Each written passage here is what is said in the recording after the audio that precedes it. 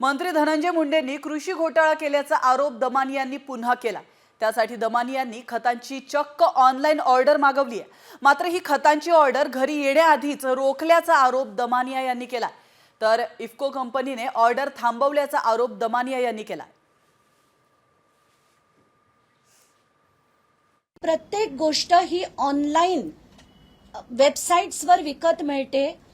Nano urea 92 रुपयाला मिळते, nano DAP 269 रुपयाला मिळते। त्याच्यानंतर मला असं वाटलं की आपण हे विकत घ्यावे, म्हणून मी ते रात्री त्याची ऑर्डर प्लेस करून या ॲग्री बेगरी नावाच्या वेबसाईटवरनं ते विकत घेतले।